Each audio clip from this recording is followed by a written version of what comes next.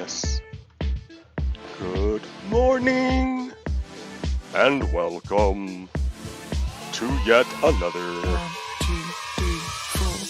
episode of Redstone Lapis Lazuli. It is I, your host, Pogo Kiddo. There I am. Hey, let me hop in my world here. Yo, what's up? Good morning, America. Yes, things are going quickly. They are moving at the speed of light. I mean, really, they're moving really fast, and I think that speaks to just the flow, right? The way the way that it works. So there's a paleontologist by the name of Stephen Gould who posits that evolution works on what's going on here, guy? Evolution works on something called punctuated equilibrium. And what he's saying is that, yeah, way up here, check me out. So what he's saying is that things if you look at the fossil record, for millions and millions and millions of years, things will be the same. Nothing changes for millions of years. And then something happens, some catastrophe, some crisis happens, where all of a sudden you have a mass die-off, just total dead everything. And then out of that comes a brand new, for a while, you have a bunch of crazy life forms popping up, all sorts of weird stuff popping up, until eventually it settles down into a rhythm. And then boom, it's stable again for millions of years. And Stephen Gould says that is punctuated equilibrium.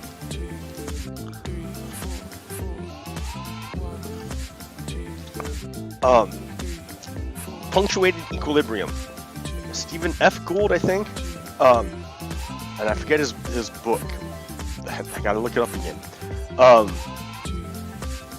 So that's in contrast to another scientist by the name of Stephen Dawkins.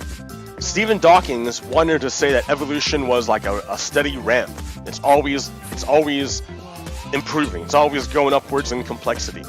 But that's not borne out by the fossil record. And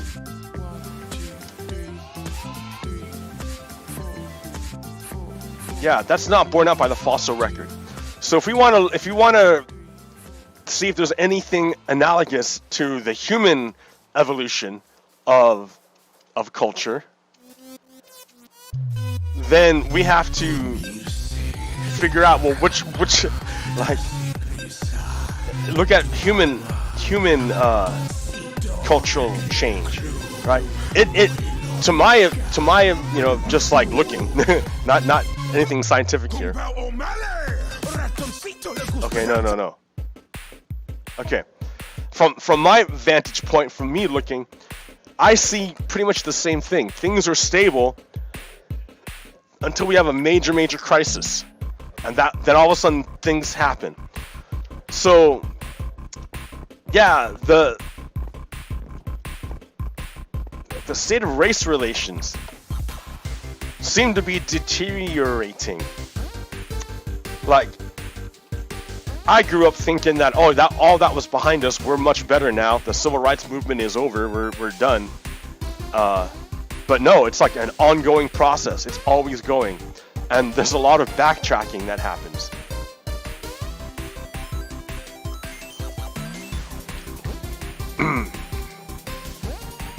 So, dude, this sounds like Mega Man. I hope not. I mean, I don't want copyright stuff. But yeah, if I were playing like old school Mega Man, this is the song that. Anyways, so all of a sudden now we're having this resurgence in civil rights. Black Lives Matter. And yesterday I went to an event in downtown Salem called End White Silence. Now, what does that mean? Or what's the idea behind that? Well, the idea is that racism is not a problem for black people or minorities. It's not their problem. White supremacy is not their issue. It's the issue of white people. White people have the problem with white supremacy. White people have the problem of racism. So it's the white people who need to take the time to educate themselves and to learn about their condition.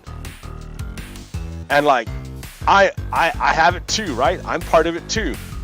I was born into this American society. My parents own a house. That means they bought into it. That means that in order to buy a house, you have to be able to buy the land. And you can only buy the land if someone will sell it to you. And that person can only sell it to them if someone sold it to them. And that's going to go all the way back until we get to the point where, well, this was native land until someone came by and said, not anymore, I have the army behind me. And this is my land now. And that's why I can sell it. So, even if you say, oh yeah, our family wasn't here back then, well, you bought a house, and you can only buy that house if you buy it on land. And that land can only be buyable if it were absorbed into the system, the American system. The American system can only be there because of slavery and genocide. Therefore, you have bought into the system. You share the culpability. You share the culpability. Like, there's no getting away from it, white people. You can't get away from it. That's what I'm saying. You can't get away from it. It's always going to be there until you deal with it. Like a ghost. Like, it will haunt you forever until you face it. It's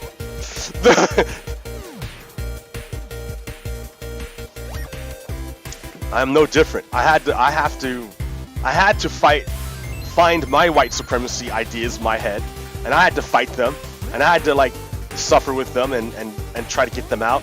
And it's a constant battle. I have to continually like watch my head for infiltrations of bad code. Always. Or I have to review my my actions to see, well, did I do that in a racist or sexist way? Like, was I like wielding privilege unjustly? Like, I have to always review myself. It's a constant thing. It doesn't stop. There's no getting there. There's no like arriving, like, oh, I'm done. No, never. You're always working.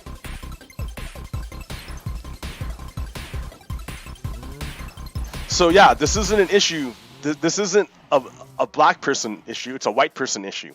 So the idea behind End White Silence is that white supremacy is not going to go away by itself. It's not just going to be like, oh, okay, I'm gone. Bye-bye. I'm over. No, it has to be torn down. You have to tear it down. It has to be dismantled. And then that gets back to the idea of the matrix, of the spoon. Well, there is no spoon. Well, the same thing with the system of patriarchy and white supremacy. It's not just gonna go. You can't like tear it down literally by blowing things up. They're built. Their ideas built into your brain. They're built into the culture.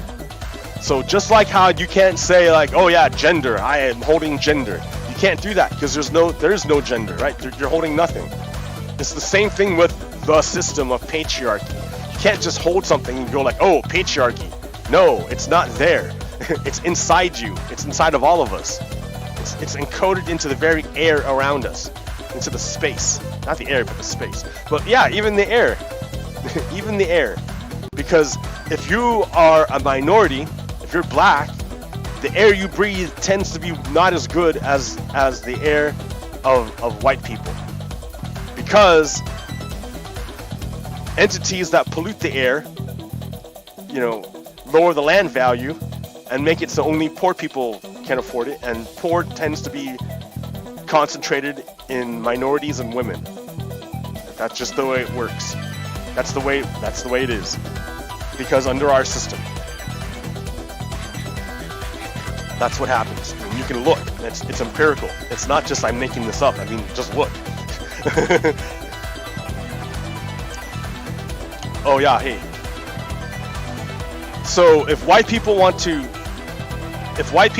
make a difference, and they want to, it's not enough to be like, oh, okay, that sucks, racism. No, they have to like confront the white supremacy wherever they see it, wherever it comes up. And for me, the way that looks like are old white guys. Old white guys. They're my nemesis. Because every time I bring up the events, the people who are opposed to me are old white guys. And they can be the nicest guy ever. They're just nice. Oh yeah, I'm totally cool. But you bring that up and all of a sudden, oh, I don't want to talk about it.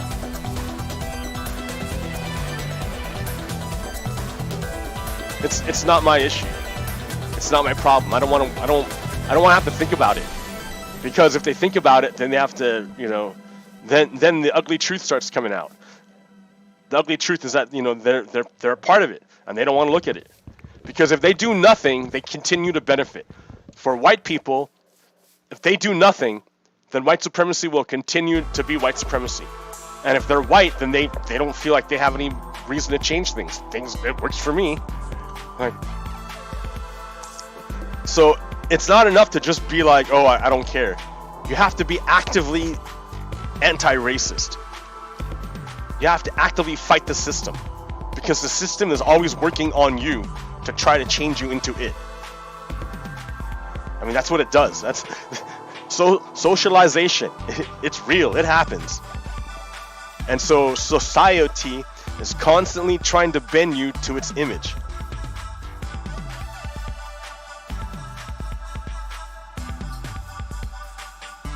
And you have to resist that. And you have to create a form that is just. And when it's just, then it becomes beautiful.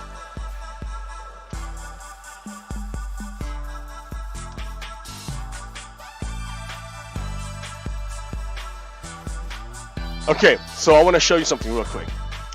I took a bunch of stuff. Okay, over here. Well, first, let's do this. So last episode, I was working on my skeleton grinder. And I have since tweaked that a bit. I'm still working on it. But I like the mysterious downward cave.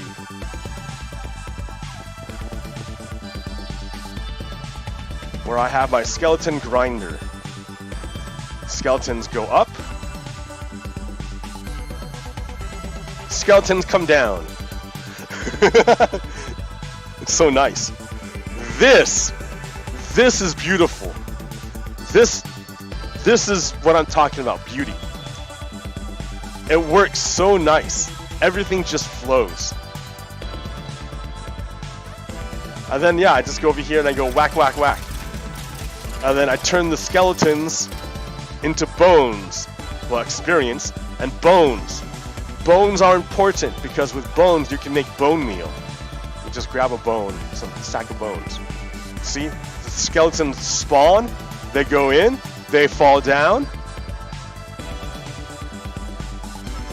Hello, my little skeletons. Oh yes, they so nicely move into the elevator, so nicely. And then they come over here.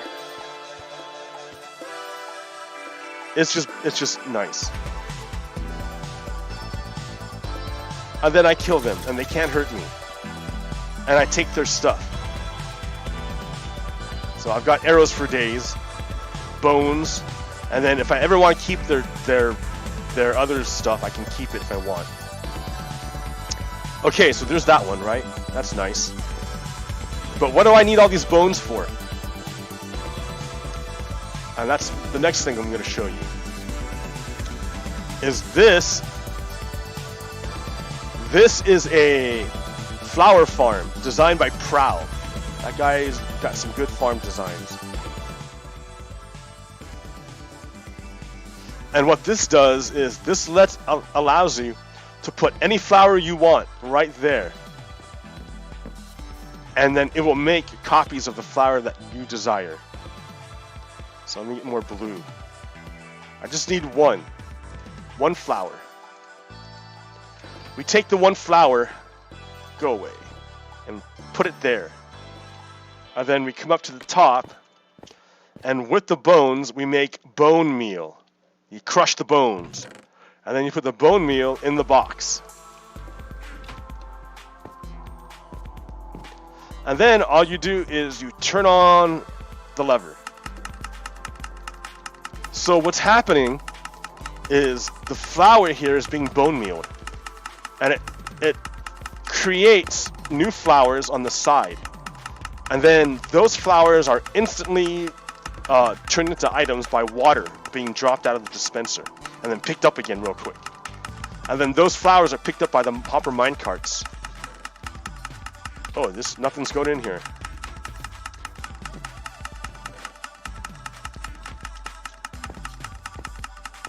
Oh wait, it's the bottom one. Ha ha ha. Yeah, there it goes. So yeah, and then our flowers get picked up. And then so I have unlimited flowers of whatever I want, and then just turn that off. Because I just turn the bones into flowers. So that's what I do. That's the flow of that design.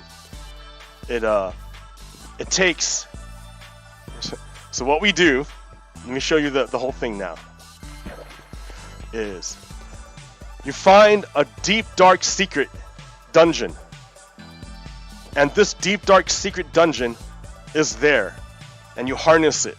You contain the damage, and it's gonna pop out these skeletons, which would normally go and kill you. But I've set up a system. So instead of these bad things hurting me, I contain them, and I slay them. And when I slay them, they drop bones. The bones I transform into bone meal to grow beautiful flowers, which then I use to dye things and to plant because they're beautiful, because flowers are great. So yes, that is the flow. The flow. Now I've got this farm, the wheat farm, the carrot potato farm, the sheep farm, the melon farms, and they all have their own little separate things, their own separate storage areas. So I'm moving ahead slowly with my idea to combine these all into a massive silo area. So I went ahead and just dug out the space in between them so they don't look separate. On top they look separate, but on the bottom I'm going to connect them all. They're all going to get connected into one pipe, and that pipe is going to flow to a massive item sorter. It'll be glorious. I'm pretty slow at it, I know, but it's going. It'll get there eventually. Okay, and then yeah, there's that, and then so bad. There we go. And then I finally took care of that blank spot, that white spot. I got enough colored wool to change it. So yeah, I think that's pretty cool. I'm not much of a builder person. Creativity. So I wanted to combine Pride Month and Black Lives Matters. Because yeah, Black Lives Matter. Trans Black Lives Matter. All Black Lives Matter. All Black Lives Matter? I don't know. Yes. Okay, so I did that. And then, oh yeah, one more thing I can show you.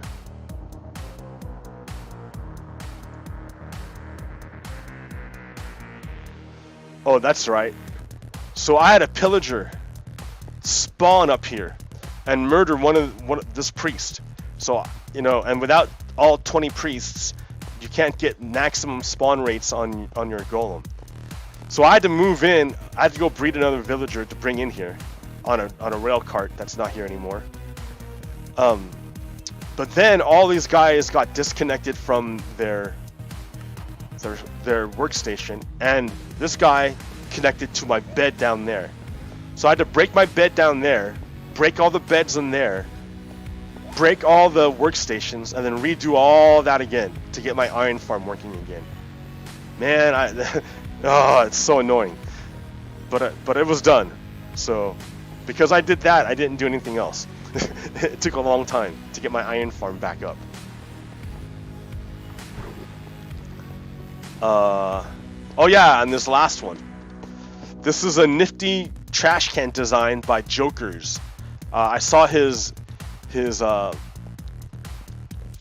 got a shout out by one of the developers, his YouTube channel. I should look it up. And he had this really great design for a trash can. Let me do all this and show you. So yeah, all it is it's a dispenser facing down into a cauldron, and in that cauldron is a bunch of lava. I put lava in there, and I didn't realize how nice it was to put lava in a cauldron, because look at, I'm right. If I didn't have this, you know, if it was not in a cauldron and I broke that block, I'd have lava all over here. But because it's in a cauldron, it's contained. I'm like, oh my god, that's the reason for cauldrons. Now I understand. It's a great idea. So it's it's a dropper facing down into a cauldron of lava next to a solid block, and then I have a observer looking up, and then I have this observer looking at this chest, and this chest is a trapped chest, so things don't go away instantly. I can put something in there, it doesn't start draining right away until I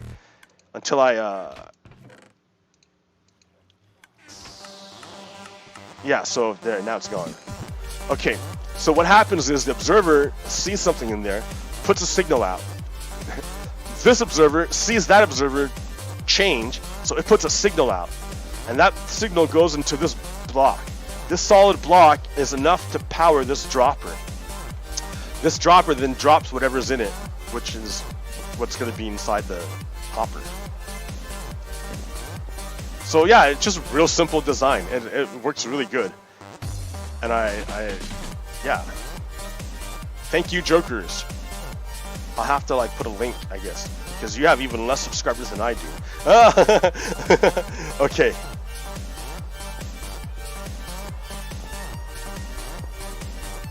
I want to go back to my auto farm.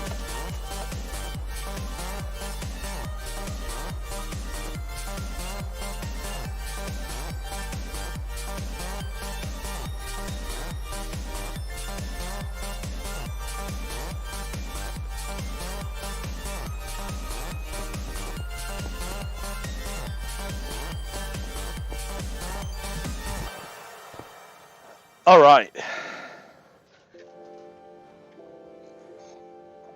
So what else do I got going on here? Let me go check the what's on the media here that I got pulled up.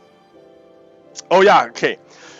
Do you know about the Hubble deep field or picture? And this picture came out years ago, and I read about it. I didn't really think much about it, you know, because it was too big for me to even think about. But the idea is that, okay, so Hubble is this telescope they put in outer space. They put it in outer space to get away from all the light pollution that's on Earth and all the atmosphere that blocks the view. So Hubble then pointed to a space, a part of the universe that was just black. There was nothing there. There was just nothing there. They just pointed to it. And they left it there for 3 months. For 3 months, all it did was stare at this blank space in space. About the size of the moon. If you look at the moon, it's about the size of the moon. And when it came back, it was full of stars. And I'm like, okay, I read about it. I'm like, oh, cool story, bro. Like, whatever. Well, now, finally, 20 years later, my computer at home is strong enough to look at this picture.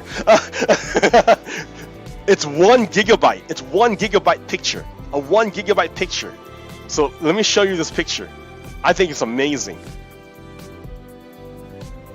Here, open recent.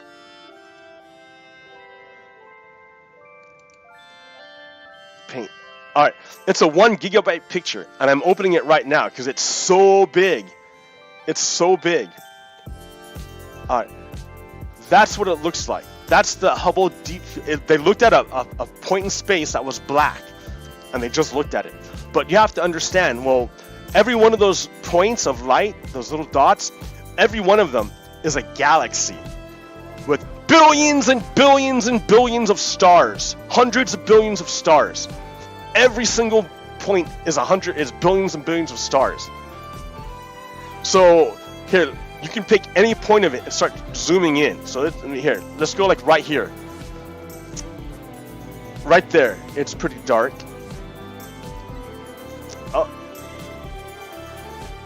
All right. So from here, every one of these is a galaxy.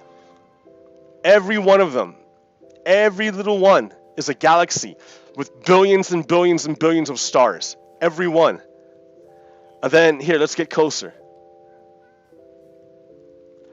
Every one of them. And the redder they are, the farther away they are. That has to do with the idea of redshift, which means that if the light is moving away from us, then the wavelength gets stretched.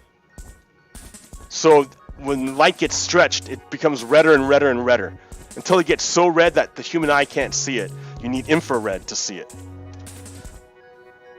So, but yeah, every one of these is a galaxy. And some of these are ancient, like super old. We can't even see them very good. Look at that, look at this. Every one of those dots is a galaxy. Every single one. And we looked at a blank spot in the sky.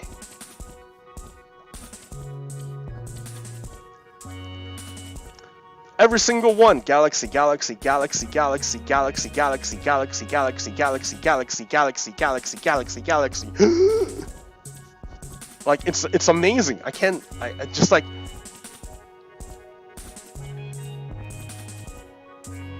That's crazy. Every one of these, and just looking at a blank spot in the sky. So, yeah, it's crazy. Okay, the other thing I had on deck here, get rid of that. Oh, I have nothing pulled up yet. Okay. Here, let me do Salem. The Salem March. We need this one here. Salem March. Don't shoot! Don't shoot! Don't shoot!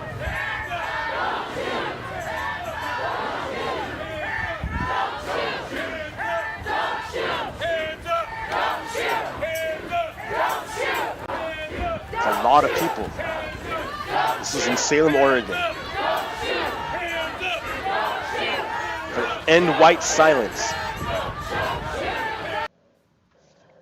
End white silence. You cannot be silent in the face of fascism, in the face of racism. You can't do it.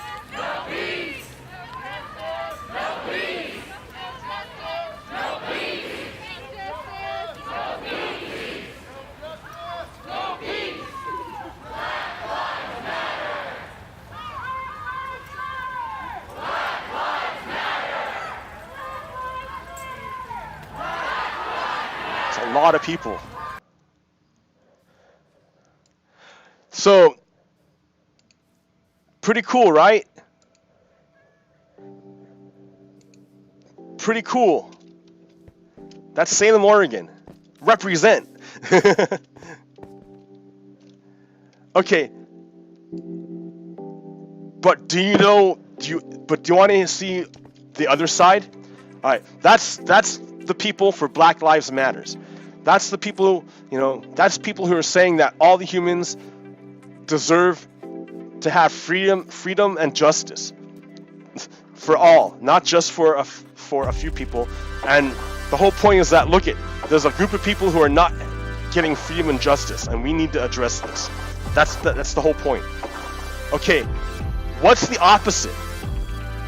What's the opposite look like? Let me show you what the opposite looks like. This was in Philly the other day. A reporter from the news group Unicorn Riot went to film a bunch of people defending a statue, and they all had weapons. This is the opposite of Black Lives Matters right here. Oh, let me go like this. Master Cat. Sir, I'm just here taking a video of you with your bat. You're here by the Columbus statue with the bat. That seems newsworthy to me. That's all. Any of you guys want to tell me why you're out here today? None of your fucking business. What do you think? We're preserving culture. We're preserving heritage and history. This has nothing to do with racism, pal. Does it have to do? This has to do with history. There is no racism going on tonight. None. We love everybody. We love everybody. This is history. We're protecting history. So, but can you understand? Look at you shaking. Look at you shaking. You're fucking shaking. How scared are you? Sir, please don't. That's the opposite. Those are people who don't think Black Lives Matters. They don't think that everyone should have freedom and justice and liberty. Those guys are Nazis. Here's the next part of it. You're so scared. Aren't you embarrassed? I can give you my business card, sir, if there's a problem. Aren't you embarrassed?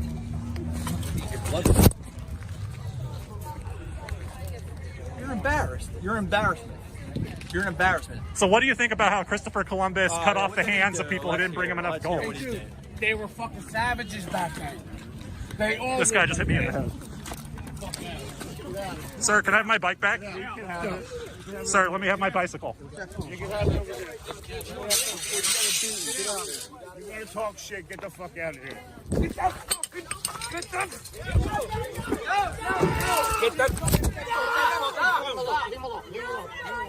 Cut his tire. Cut his tire. He just slashed his tires. What? So that guy, all he was doing, the reporter, all he was doing was filming. All he was doing was filming. And these guys are the opposite of Black Lives Matter. They use their weapons to attack him. And then you say, well, what about the police? Why didn't the police stop those bad guys with weapons from attacking people? Right? Right? Who are the police protecting and serving? Right? Like, isn't that the whole point? Isn't that the whole point? Police are not there to protect Americans. They're there to protect white supremacy.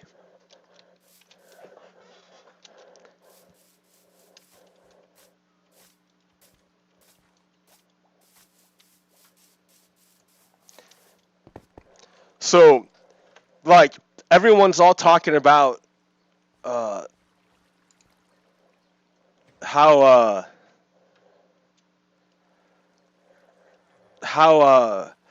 George Floyd, right? George Floyd, Breonna Taylor, Ahmaud Arbery. Everyone's talking about that as if they were the latest tragedy. But already since then, we've had more. We've had more. Here, infrared view. Let me just pop it up here.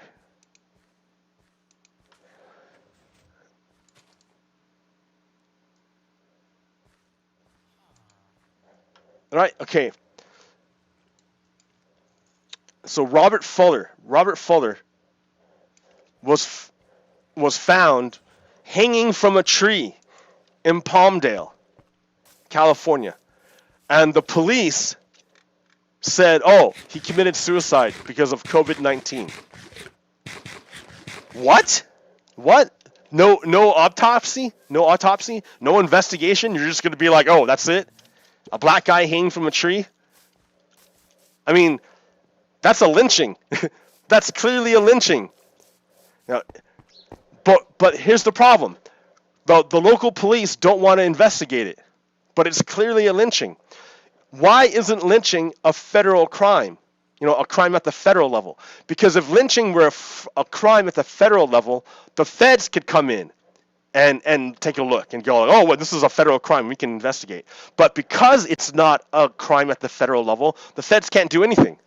It's at the state level. And if the state or the local police don't want to investigate, then it doesn't get investigated. So they tried. You're right. The Democrats, they tried to get a law passed to make lynching illegal at the federal level, make lynching a crime at the federal level. But what happened? Rand Paul from Kentucky, Senator Rand Paul from Kentucky, put a hold on the bill so that nobody could vote on it. And that killed the bill. Rand Paul did some Senate BS to kill the bill against lynching. Rand Paul, the guy who hand-delivered messages to Putin, Rand Paul, the guy who was in Moscow on the 4th of July, Rand Paul, the guy who believes Putin and doesn't believe Americans, he's the one who stopped the vote from going forward to make lynching a crime. Now I'm pretty sure Rand Paul is a Confederate. Along with Mitch McConnell. Because I don't think it was just Rand Paul doing it, because Rand Paul had to confer and get approval from Mitch McConnell, because Mitch McConnell is the Senate leader. And what I think happened was that many of the senators, of Republican senators, opposed making lynching a crime. They didn't want to make lynching a crime, but it would look bad for them. So they chose one person to be the fall guy, to take the hit, and that person was Rand Paul. But it was many Republicans who supported Rand Paul. They just get to hide behind anonymity now. Yeah, it's dirty. They're dirty. They're bad. So Robert Fuller got lynched. The local PD called it a suicide, won't investigate, and Rand Paul stopped it so that the feds can't investigate either. That's white supremacy. What else do I got here? Oh man, I don't have his name. So there was a guy, what was his name? I don't know his name. There was a guy who was murdered in Georgia, in Atlanta, Georgia, murdered by the police, shot in the back by the police.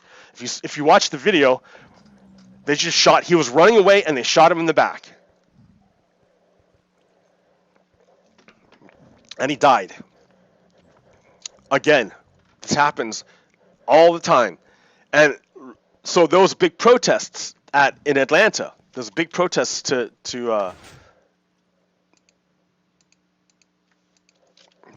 was protests in Atlanta against the killing. But what happened is somehow the Wendy's got burned down. The Wendy's got burned down. Now I know white people, I know racists like to go along and say, those Black Lives Matter people always burning down their own neighborhood. But we know that white supremacists, or not even white supremacists, but white people are the ones who are breaking property. It's not the black people, it's the white people. And look here in VCL. In Atlanta. Damn it. So where's it at? Here. Look at this white girl. Look at a white girl trying to set shit on fire. Look at a white girl trying to burn down the Wendy's. This wasn't us. This wasn't us. Yep. So I just think that white racists will use property destruction as a reason to discredit the Black Lives Matter movement. But at the same time, the property destruction is being caused by white people. So white people are making a reason to disregard Black Lives Matters because of the way white people are acting. Because white people act a certain way, Black Lives Matters is discredited in the eyes of white supremacists. You see what I mean when I say that racism is a white problem? That white supremacy is a white problem? It's not a problem for black people. They're not the ones with the issue. It's the white people who've got the issue. It's the white people who need to step up and dismantle white supremacy. Because they're the ones with the privilege and the power. They're the ones with the messed up heads that have these crazy, stupid ideas. So the work has to come from white people. I don't know what else to tell you. Like, I already like am not friendly with people here in my apartment complex because I call them out on their white supremacy, and they don't like it. They'd rather not deal with it. It's not their issue. They don't want to talk about it.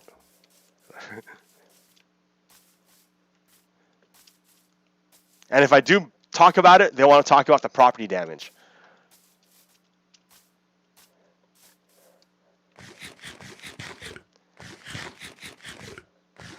So we had police murder someone in Palmdale, California. We think there was pretty sure there was a lynching in Palmdale, California. We had another police killing in Atlanta. And then, what else is going on in Georgia? Well, I told you, Georgia is a Confederate state. It's being ruled by the Confederacy right now. And Confederates are not friendly with democracy. Confederates don't want democracy. Confederates are all about the concentration of power into the hands of the elite. And democracy is opposite of that. So they don't want democracy. So what happened was they just had elections in Georgia, primary elections. But the primary elections were all messed up. Georgia used these broken electronic voting machines, and they were broken.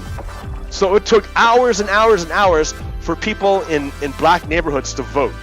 But white, rich neighborhoods was fine. There was no line whatsoever. That's disenfranchisement at the state level. The state of Georgia, being ruled by the Confederates, disenfranchised its black voters. So, like, white supremacy exists on multiple levels. And all of it has to be torn down. And it's not going to be black people that tear it down. It's got to be white people who help. They've got to do it. If white people don't do it, then it just becomes that much harder. Nope.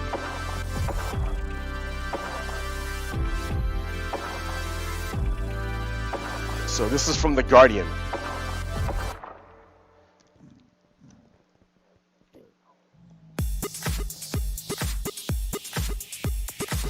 Yeah, even with the vote by mail, what happened was that they didn't mail out the absentee ballots to a lot of people.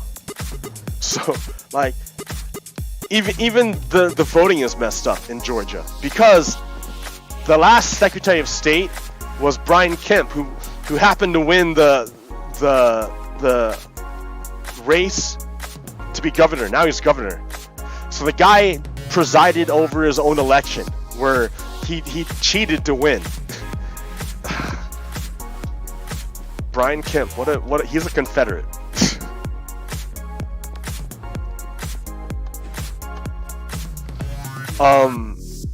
Dude, what else do I got?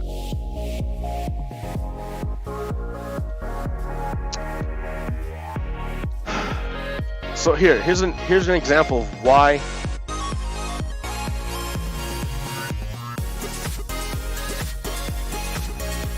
this is why it's such an issue. Police shootings.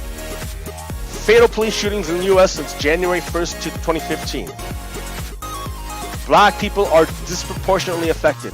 Black people are only 13% of the population, but they're 43% of the police murders. Hispanics are only 12% of the population, but have 33% of the murders. White people are 60% of the population, but get 17% of the deaths. And all the other people, Pacific Islanders, Indigenous, all those people are only 6%, but they get murdered at 15%. Oh wait, no, the other way around. They're only 15%. So they're the only ones who get murdered at a lower rate.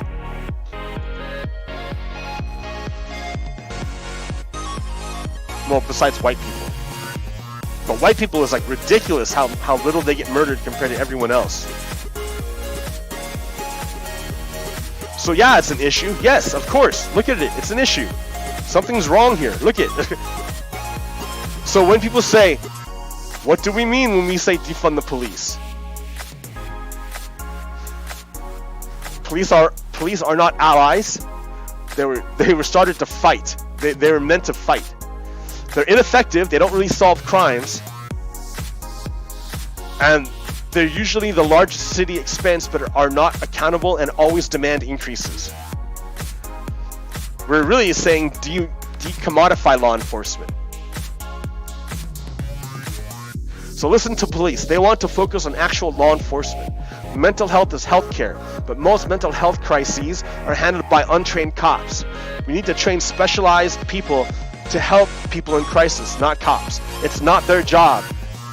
But society tends to offload a lot of jobs they don't want to deal with to the cops. Oh, we don't want to pay for healthcare, so we'll have the cops deal with it. Oh, we don't want to deal with domestic violence, so we'll have the cops deal with it. We don't want to deal with substance abuse, so we'll have the cops deal with it. So really, you're overloading the institution of policing by a lot. You're overloading it. Then you militarize it. Not only do you give them too much to handle, then you give them a gun as their only solution. You say, here, you're a mental health nurse, and here's a weapon, here's a gun. That's how you fix it. Oh my God. Do you see the problem? Okay. So this cartoon, I don't know who made it, but it's good. Right here. Someone just hit me. Someone's hitting me. Shit. No. Showtime. Here. Oh, man. There we go. That's what I want to do. All right. I'm getting shot. Okay. That's why you hang out in your house, man, so you won't get shot by the skeletons waiting in the shadows. Okay. So, oh man, there it is. So, good vibes, friend times, s04e10 on Twitter. This is a great cartoon. It tells you what you need. So the police say, I want to be a policeman, not a mental health worker. The economists are saying prison labor has been used by top brands to cut costs and increase profits. So, yeah, did you know that slavery is still legal in the United States? If you use slavery as a form of punishment for a crime, then slavery is legal. The United States did not ban slavery. Oh my God, that's so wrong. I can't believe it. Mandatory minimum sentences boost prison populations without regard for context. So yeah, there are people in prison for marijuana charges, 3 marijuana charges. They're in prison for life for marijuana. Like, that's so dumb. And then private jails make billions from labor, often cutting care and education to lower parole success and trap the workforce. Right? So private prisons, that's the stupidest thing ever, to give taxpayer money to a private entity to perform a function that should be handled by the state exclusively, since we gave the state exclusive monopoly on violence. You shouldn't be offloading it to a private corporation. That's illegitimate. Alright, listen to doctors. We can reform people to contribute to society. We now know that punishment has very few positive effects and kills feelings of guilt. Let's use evidence-based enforcement methods. We have an average reoffense rate of 70% compared to just 16% for the Bastoy Prison Island. Prioritize human inmates to ensure they buy into society. You don't want to exclude them. You want them to buy into our group project here. You want them to join in and contribute, feel a part of it, not be separated from, because when you're separated from, then you want to destroy it. Okay, with over 20% of inmates mentally ill, prisons are the new asylum for those in need. We must create a national mental health care program. Yes, yes. We're really saying end inequality at the source. We know poverty is the parent of crime. People with low income levels below poverty have more than double the rate of victimization. When full-time hours no longer pay a living wage, people work outside the system, not because they're evil or immoral, but because they have to. Poverty is created by insufficient employment. Employment is intentionally kept low in capitalism to ensure low wages and a large labor pool. A jobs guarantee would increase employment and wages with national programs like building and improving infrastructure in a transition to green tech. Inequality is a cycle that must be broken through education. Prisoners are 40% less likely to reoffend when educated in prison, and society needs training too. We know it's cheaper to train and release, more profitable for society to empower than enslave. We must commit to learning a better way and then do it. Our basic needs are being commodified. We must do better. Labor, health, culture, environment, housing, transport. These are basic needs that have been shuffled off to the market to take care of. And say, oh yeah, the market solution will handle labor, health, all this stuff. When now we're seeing that all it does is make rich people richer. So labor, stop commodifying human life. End private prisons and prison labor now.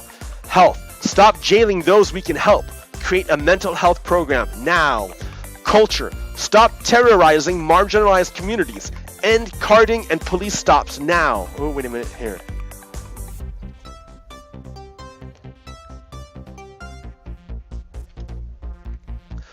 Environment, stop creating crime with underdevelopment. Start a green transition and create jobs. Housing, stop jailing homeless people for $60,000 a year. It's cheaper to just house them. Transport, stop policing transit and use those savings to help make transit free. I mean, these are just common sense stuff. It's just common sense.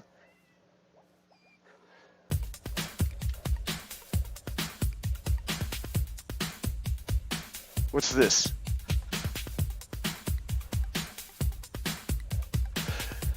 Yeah, so it's not any better. People say, "Oh yeah, I'm just gonna move to Canada. Like I can't handle the American racism. I'll just move to Canada." Well, they have racism in Canada too. They just beat some Indian chief. The police just beat an Indian chief, and then another guy got murdered. Rodney Levy. He was shot twice in or near Red Bank, New Brunswick, near Miramichi. They described him as a father to a young girl. Indigenous peoples are heavily targeted by police, as well as like every other structure within white supremacist systems. So in Canada, they have a problem with racism and white supremacy. And in England, they have a problem with racism and white supremacy. So they just tore down a statue in England or in Belgium. I'm not sure where. I forgot where. No, I think it was England. Of a slaver, a guy who was a famous slaver. He would enslave people and sell them to other slavers. And they tore down the statue. And then in London, they're having a Black Lives. They wanted to plan a Black Lives Matter march. Well, all the Nazis, they hate Black Lives Matters. Nazis hate Black Lives Matters. So the Nazis said, well, we're going to get together and fight you guys. So the Black Lives Matter organizer in London is like, all right, never mind, we don't want to do it. We're not going to show up. We're not doing this. But that didn't stop the Nazis from showing up. So the Nazis got together and they said, oh, we're going to defend the statue of Winston Churchill. Nazis wanted to defend a statue of the guy who went to war against Nazis. What? Where is it? So yeah, look what they did.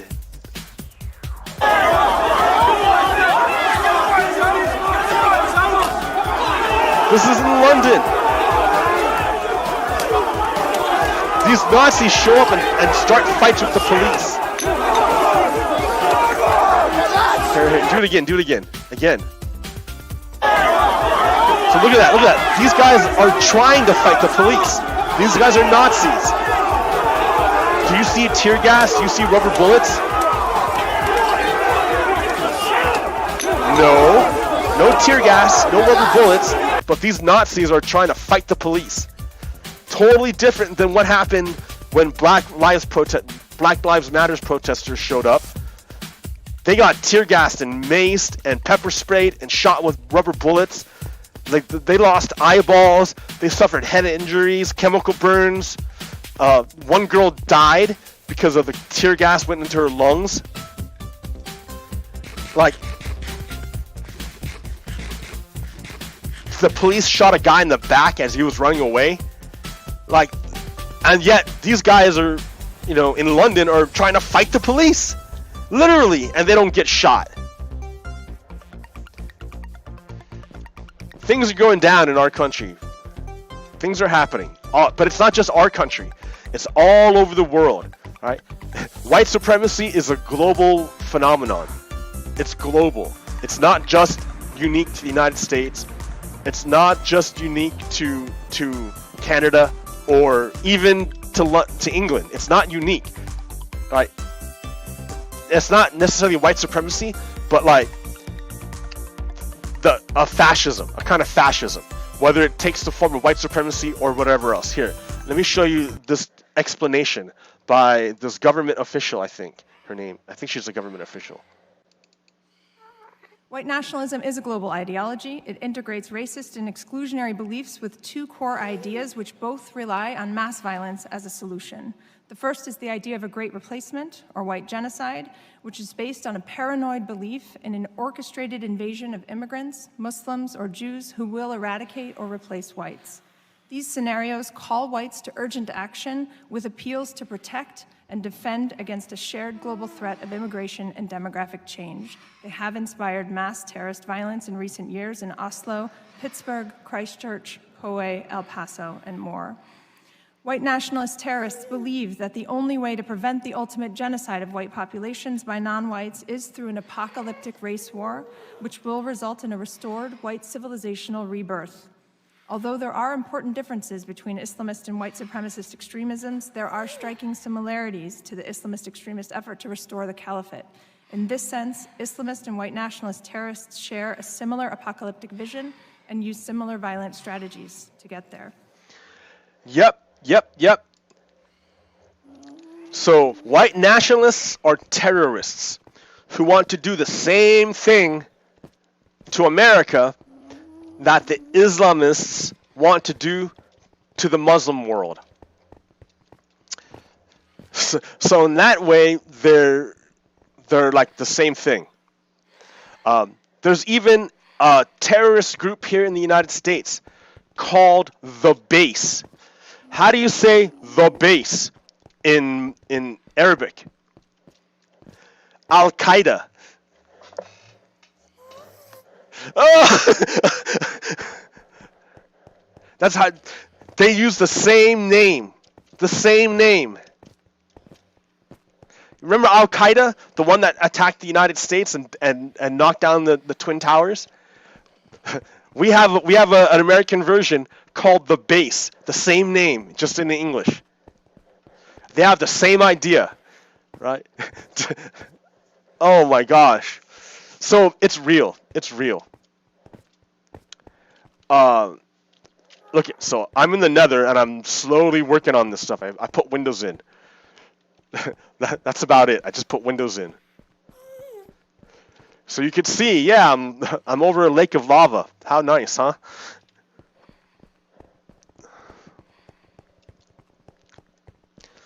And sure, there's a door if I want to go out.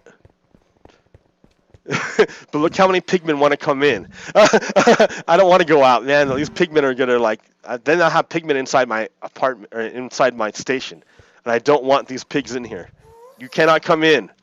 That's why I have a steel door there, because they can't break down a steel door. If I had a wood door, they could break it down, but they can't break down a metal door, iron door. And then, yeah, there's no door here, but I just made a porch. And then these guys, man, I hate them. I hate them. These will kill you. These phantoms in the nether, because they never die. There's never a sunrise to kill them. So they're just waiting for me to look over at the edge to peek at the lava lake below me, and then they'll swoop down and kill me. Ah, like that. See? Ah, I hate those things. I hate them. I can't work on that because of these stupid. I hate them.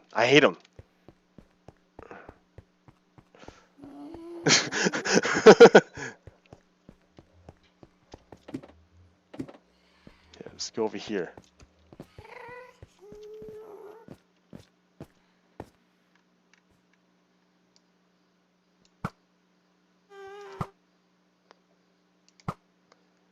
I'm trying to shoot him and I can't hit him. There, I got him.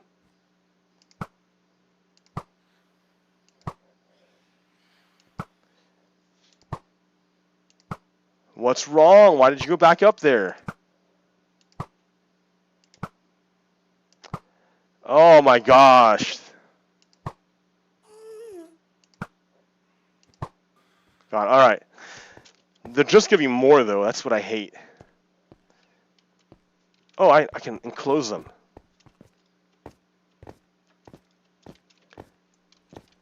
That's what I'll do. Don't need bricks on me. I can use wood.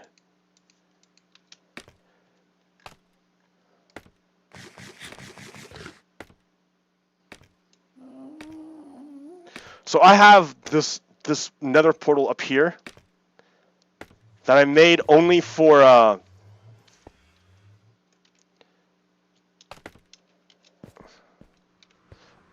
to trap people, trap things that came in here. But it's not working because I don't know why.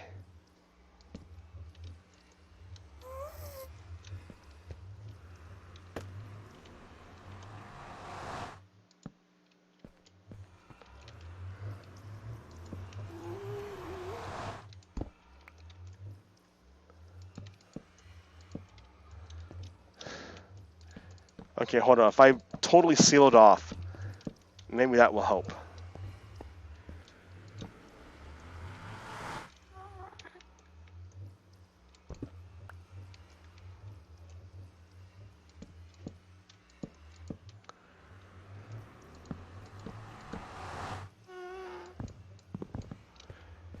This warps you back to the gold farm, but phantoms fall into it. And I don't know if they're using. Oh, I can make a door there. Just a regular door. Nothing fancy, just a regular door. To stop guys from coming out. Just a regular door. Voila! Check that out. Nice. So there, it's totally sealed. Alright. Hopefully that will stop more from coming out. So down there is the hub with the train station.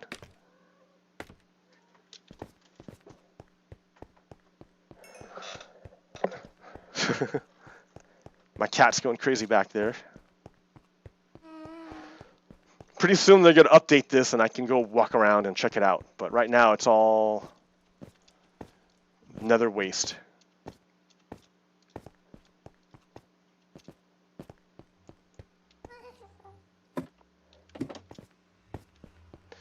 And then my train station, train. With only one stop. Okay. I think that's it. I should read a poem. Let me read a poem. Do I have any? I can check out my books real quick.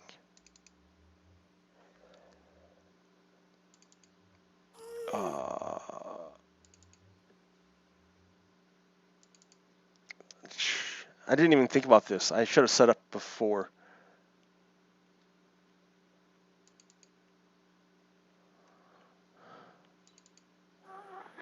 Okay, here we go. I'm just going to grab a random poem.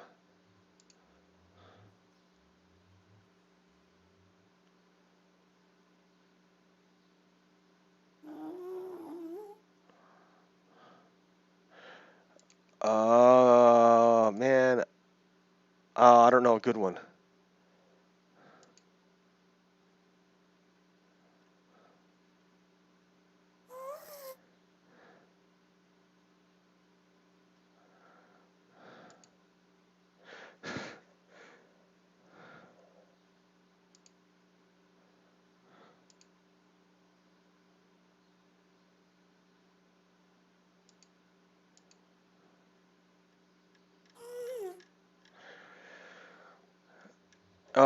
Let's see.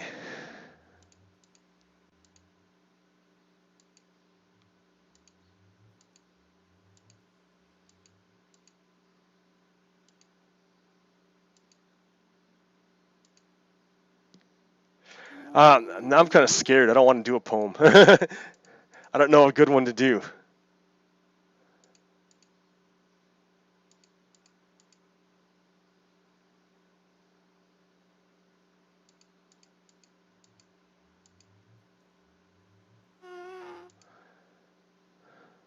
All right, here, let's do this one. Man, I haven't written any new poems in a long time, so it kind of feels weird. But all right, let's do this. Balance. No, I've done this one. Dude, I don't like any of these.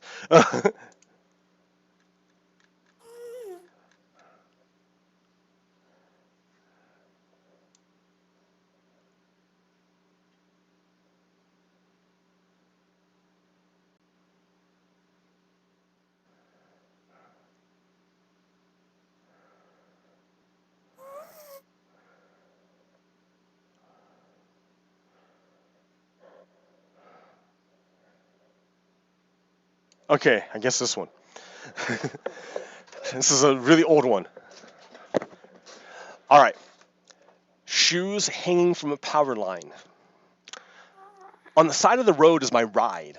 Mail order bride in the hitchhiker's backpack. Nah, not on crack. It's how I act. And the flow and meter of poetry and prose is left in the back of a sack in the basement was a morgue. Back in the day when CDs skipped right before your favorite part. Your favorite part. Your favorite part. I've left parts of me in every place I've been. Some in Sweden, some in France, some in Spain where the water laps upon the same beach where I drank myself silly with a guy from Seattle and a girl from Philly. There's parts of me from coast to sea to shining. See here, Mr. Capitalist, whoever you are a bad person, fooling all of these people for your own selfish good. But good for you if you can see through all the sillies tossed in view and, nah, not on crack. I'm just a little disturbed by the fact that the 1-800 numbers never call me back, or forth, or back, or forth, or back, or forth, or back to the point that was lost when we lost all conception of a life without stuff. And nah, I'm not on crack. Passion is the life, is the energy flowing and holding and giving no thought to the past or the future, only now, at this moment. And I'm flowing. And the words from my pen try to be something more than just ink on paper, white on black, red and green and blue and fuchsia. And no, I'm not on crack. I'm just a little perturbed by the comings and goings of people in my life. I'd like them to stay a little while longer, have another cup of coffee, because the music is still playing in my brain. Like right now, Bob Marley wails away eternally. He's where he is and smoking a big fat joint of the kindest bud, and no, I'm not on crack. I've just seen way too much crap from my really young soul to sit and know that everything works out to be whatever it is that it must be, and all this passion flowing in me, and all this life that's dying to be something more than just black on white, and words on paper with ink flowing like blood, the blood that flows like ink from pens to paper to words to thoughts to something more than just black on white. And nah, I'm not on crack. I just want someone to understand that where I am is an intense place to be. I'll pass on the crack. I've got to learn to breathe. All right. Thank you, America. I will catch you next week. Pogo Kiddo out. Peace. Black Lives Matter.